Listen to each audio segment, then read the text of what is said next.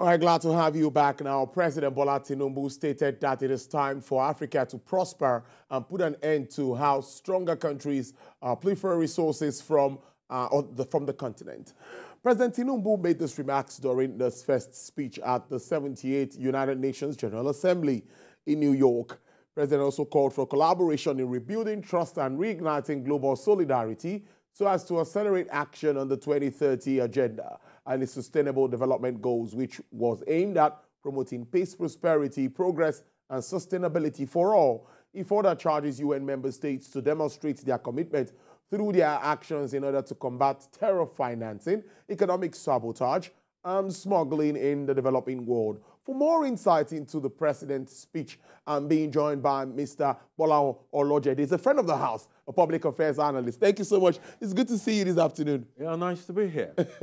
Well, I would say first, that speech, I listened from start to finish live, and I saw the fact that the president made the United Nations, everyone, our member nations, understand that Africa should not be pitied. We have our resources. Let's collaborate. Let's work together. We are ready to partner with you. Don't think you're doing us a favor. It's been long we heard that kind of thing. I see you nodded. What is your reaction to that? Very beautiful content, and also the rendition was excellent. It's the next phase of the African engagement with the international community. Wow. There was a period when Africa was trying to gain independence, and all across Africa, you see the Nkrumahs, the Awolowos, all those people were around the same season, and they fought and they got independence. Some years after that, Africa lapsed into this neo-colonialism, and everything was just degenerating. And Africa, all the dreams of the founding fathers, over those decades, all those dreams failed across most part of Africa. The next phase now is Africa trying to repudiate that neocolonialism. And we started to see that in the speeches, whether it was by the Tanzanian president or the South African president, and now the Nigerian president. Even when you listen to the Indian prime minister, or you listen to the Ghanaian president, the same thing, the same theme runs through all these speeches. So Africa seems to be waking up and begin to challenge neocolonialism, and not just that, but putting it in the face of these neocolonialists by themselves. To say, look, we don't see you now. We know what you guys are doing. We can see what you have done to us over the years. Can we renegotiate these relationships? That is what is going on. And it is along that line that you had that fantastic speech, both in content and rendition by the president of Nigeria. Interesting stuff. Now, the theme has a lot for me. Climate change, poverty, humanitarian issues, and all of that. Inequality, addressing inequality. And this. But for me, I'm interested in attracting investment. I'm a business person. But really, it seems President Tinubu is speaking the language that investors want to hear. Yesterday was at NASDAQ to close the market, and we saw the kind of people around him and the kind of meetings he's been from one to the other, from India, like you mentioned, and to now the United States. First it was Kenya, the VP was in Johannesburg, Cuba. We see that Nigeria and Africa is opened for business. What is that thing that is making us feel that, yes, we are really ready to take charge this time? Because all it takes for Nigeria, for example, all it takes for Nigeria to step into that vision of the founding father are still here. The resources in terms of natural resources are here. The human resources are here. We saw people like Wali Adeyemo, the other lady in the UK. These guys are all Nigerians doing fantastic stuff all over the world. And we have them in every space, in every country that you go to. So we're saying those things are still here, and we are ready for business. But you see, in the course of those engagements, I believe the president is also getting certain feedbacks to say, look, okay, we know that you're ready for business, but this and this and this are some of the issues you need to fix. A very good example would be, if I'm an investor looking at the Nigerian environment, I don't want to be caught up in the problem we had with IATA a few months ago. So I want to say, if I bring my money, after I've made profit, if I want to repatriate some of this, my money, will I be able to do it? So issues around foreign exchange, issues around inflation, stability of the currency, those are issues that will keep coming up in those engagements.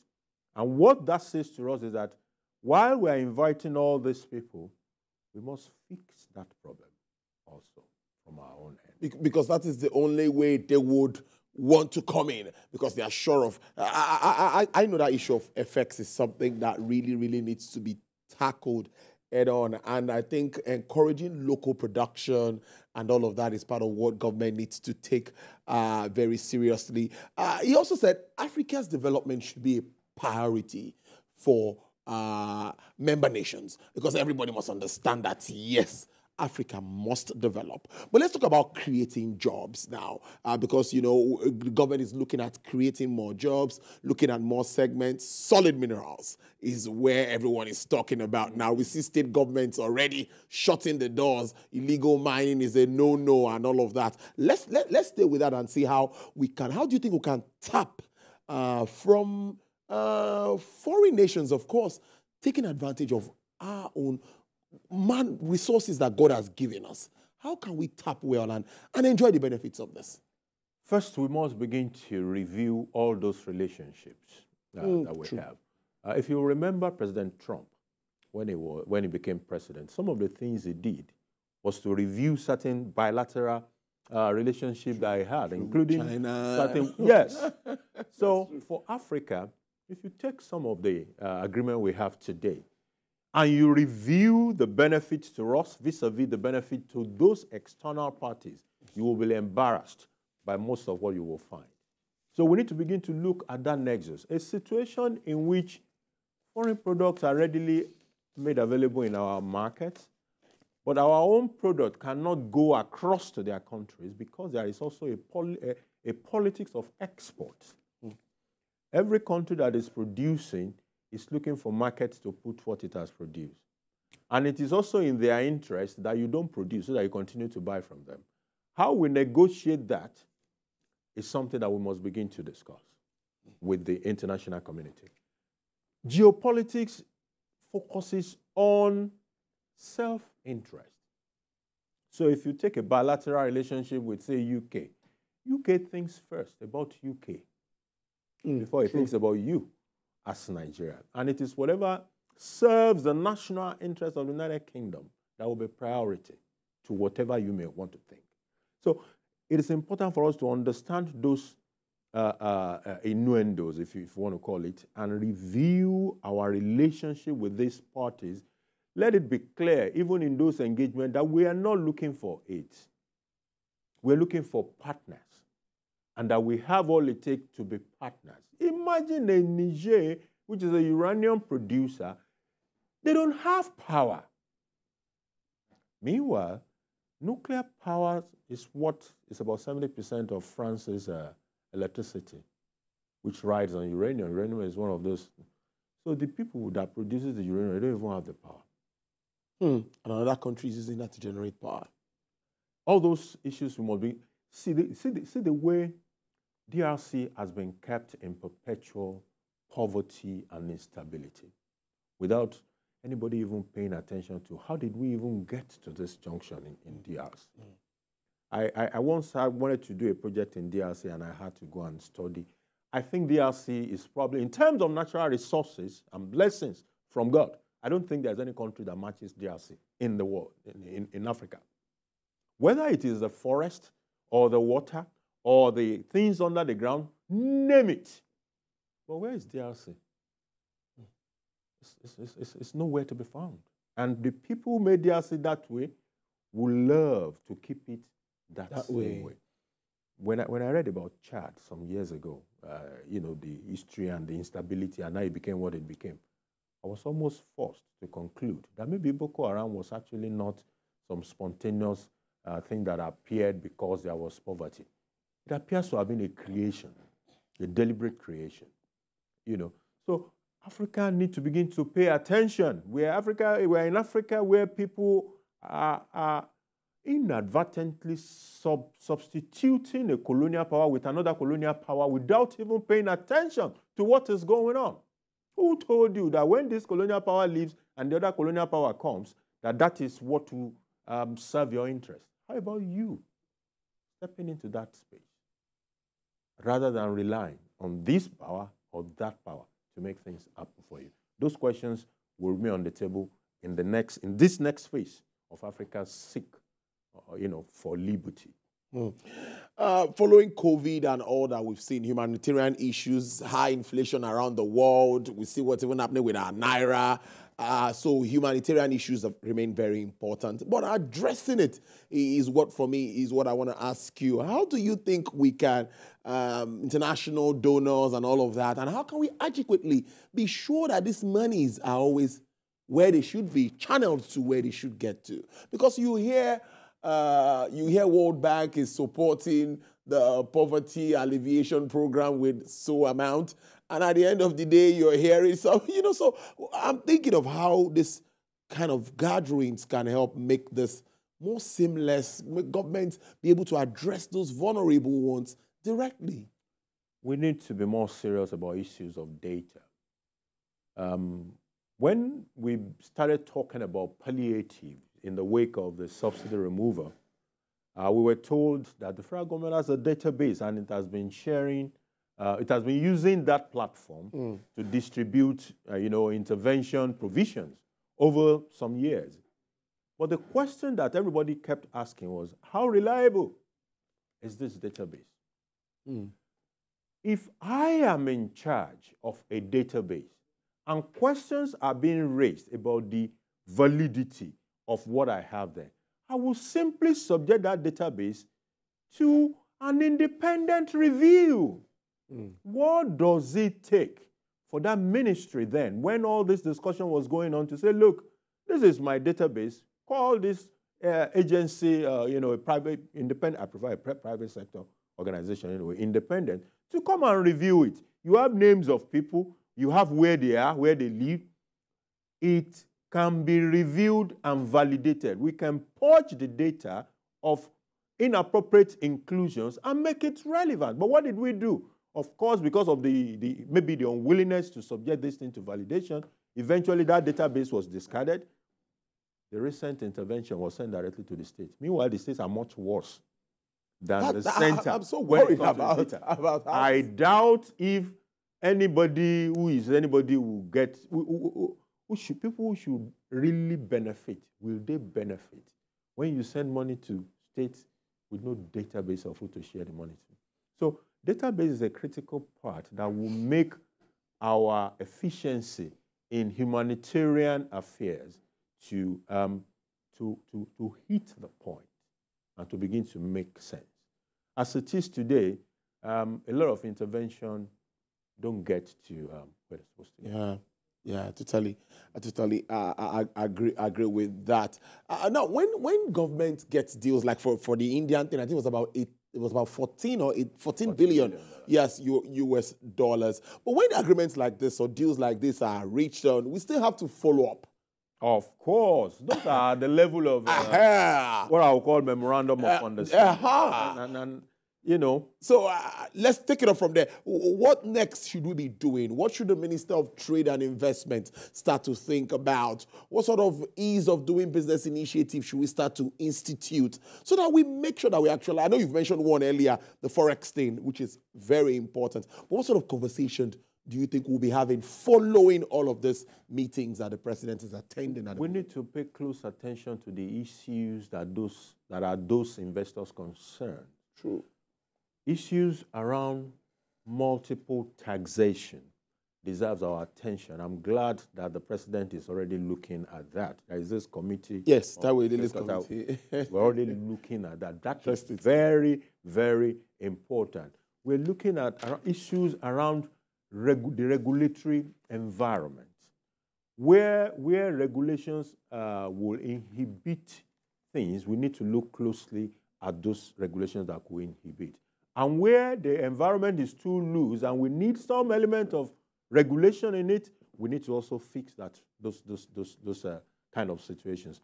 So it is in those engagements that you begin to see the concerns. It could be insecurity in certain areas. For example, if I'm coming into this economy to come and do farming, the large places where I can do real big farming is largely in the north. In some part of the north, there are instability issues. Yes. There are infrastructure issues. So all these issues that will enable the investor to see through the investment, that is what drives an investment. I'm saying if I put 10 million in this economy, how much will I make in 2 years or in 5 years or in 10 years? And I want to be able to see through it. So I have my checklist and I'm ticking it off. So I can have a discussion with government with this checklist, and we can do this and this and this and that and make the environment suitable, leave business for the private people. You get into regulation, watch and ensure that nobody gets fleeced. That is the way forward. Otherwise, those money will remain on the pages on which the memorandums were signed, and they may not come true. But like I said, I think the government is already moving in that direction. Issues around taxation, port efficiency, infrastructure, is mentioning infrastructure issues, all those issues as they are being addressed, and we are in touch with these guys. That is what will facilitate them coming here and setting up those businesses. There is, okay, go ahead. It shouldn't also be about foreigners coming to set up business. Yeah, domestic. It is fine. FDI will come and all of that. I agree when with they you. set it up, they will produce. I agree. You know. But then our own people too must get into that space, because one of our major problems is the production, both goods and services. It is not enough. We are not able to earn. As of today, crude apparently still remains the chunk of the source of our foreign exchange earnings. Can we expand it? Can we expand it? We've been on it for decades. Do you know how long we've been talking about diversification? Aha. So if, as of today, crude is still in the range of that 90% of our foreign exchange earnings, we are in trouble. You know the sad part? The sad part is that between May and today, oil has gone from about 75 to about 90, 91, 93. I think Brent yesterday was 93. Yes. From 75. The question is, how much are we making as a crude country? What has happened to our production? So right now, when there's so much pressure on several things, this will have been an ideal time for Nigeria to be making money from its crude oil blessing. But we're not seeing much of that because our production has not been encouraged. I see the NNPC doing a lot around that space now with security agencies running here and there, because I thought I got a report this morning as a little bit of increase in what we are doing, but of course not where we should be. It's a low-hanging fruit. Yeah. We must go there. It is the easiest one that we can get in the short run to improve the foreign exchange earnings. Yes. Because it will help improve liquidity. Yes, it will help. So that supply window, that is one of the major problems, if we get crude right, it will contribute a good portion to that. Interestingly, almost finally, direct investment in critical industries is something that the president also mentioned in that speech. What critical industries are you thinking Nigeria needs to open up for both foreign and local investors? Okay, apart from the infrastructure space, if you look at the last figure that was released for inflation, the chunk of that contribution, was from food. About 13-point-something% contributed into that basket. If you're going to solve inflation problem in this country, you must solve food problem. And we must step beyond primary food production into value add. You know, so the industrialization agenda, first of all, the primary production agenda, which has to do with the agriculture you produce primarily, and the industrialization, which will be the next stage that will help us add value, are two things that must go hand in hand. And we must be somebody sitting on top there and looking at these things and their interplay, so that we can, if you first want to solve the problem, feed yourself, then be able to export when you have excess production, which should be the target anyway. We can feed Africa if we want to. Wow, you believe so? I believe so. Well, I must thank you so much. As usual, it's always nice having you in the studio to analyze these issues. I've been speaking to Mr. Bola Olojede, who is a public affairs analyst, speaking extensively on all that has happened or that is still happening at the United Nations General Assembly and expectations. We expect that all of this should bring the money in, come help us, stabilize our economy. That is what we want. Inclusive growth. That's the ultimate. Inclusive growth. Honestly, that's the ultimate growth. Thank you so much, and do enjoy the rest of your day. Pleasure. You're welcome. All right, then.